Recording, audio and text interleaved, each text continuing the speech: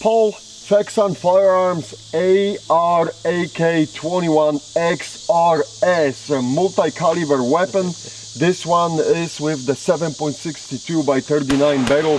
This is how we were testing this rifle today.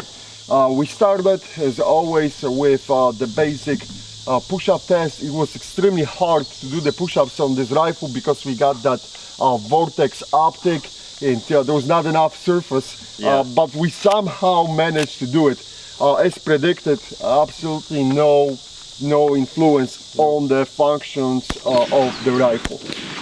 So it performed very well. You also did the pull-up test on it, and you managed to hang on the tree, do some pull-ups. Again, rifle functioned perfectly fine, and I wouldn't expect anything less from this chunk of the metal here. This is too solid to for any kind of deformations because of this.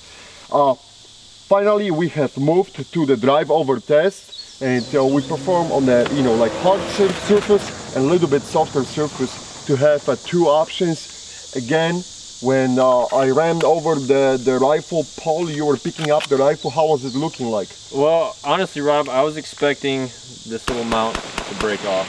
You drove straight over the mag well, but it held up, and I picked it up, slapped the mag in, charged it, and shot 5 rounds. And the optic still holds the zero, and because we checked. Still good. The optic is still good, so the Vortex did a good job on it. And yeah, so there was no surprises and nothing really happened. The rifle did catch some scratches on the aluminum, but I mean, who cares? It survived the drive over without any problems. Next, we have moved to our concrete drop station. We have performed drops on the both sides.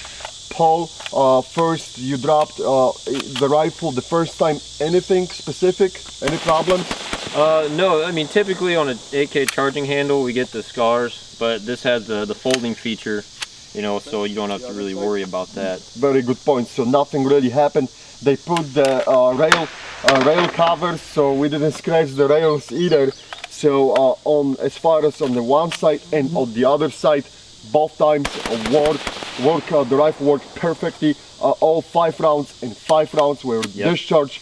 No issues whatsoever. Again, optics survived as well. There is no breakage on the glass. Nope. But that's it. That was the only good things. And then we moved to the scent tornado test.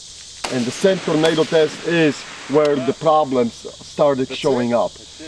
We have run the scent tornado test twice.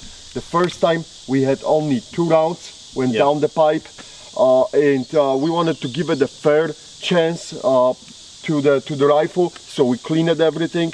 We make sure the rifle is working. We put it through the scent tornado the second time, and again only 2 shots, 2 rounds down the pipe. Paul, you had a better look at the chamber. What was happening?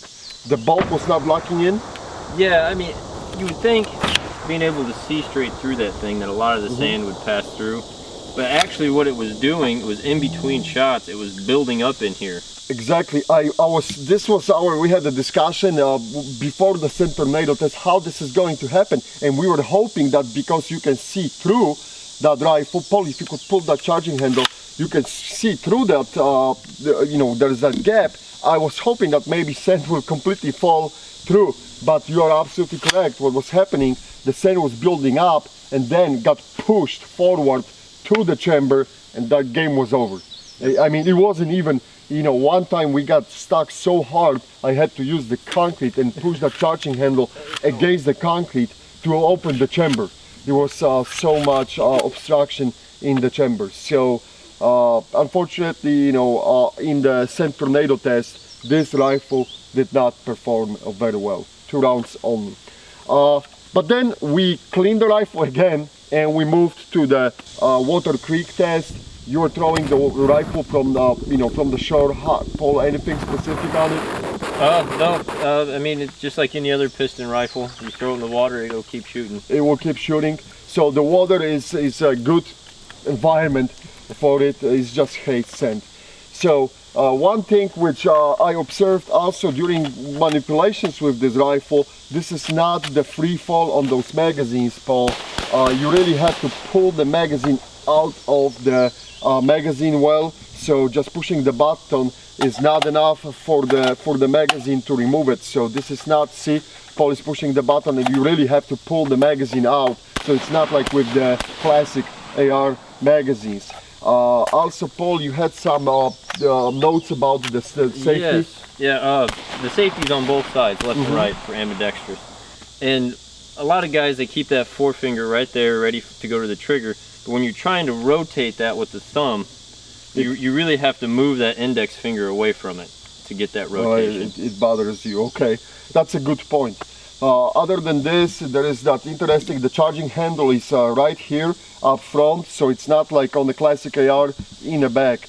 So it is interesting hybrid between the AK and the AR, and it is still, the rifle is built on a lower and upper receiver, and you can keep swapping the receivers.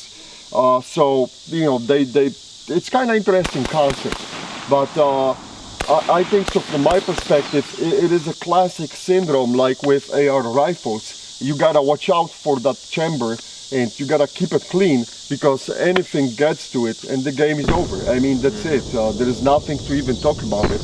Other than this, the rifle is a nice shooter. It shoots really nicely. There is absolutely almost no recoil. You don't feel the recoil on it. It is a little bit heavy, on a heavy note, but in this setup, it's over 8 pounds. You know, some is due because of the optic, but it is a rather heavy construction.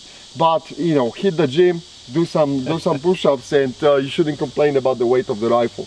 But again, we had that hybrid through the grinder, and the results are what the results are. The tape doesn't lie.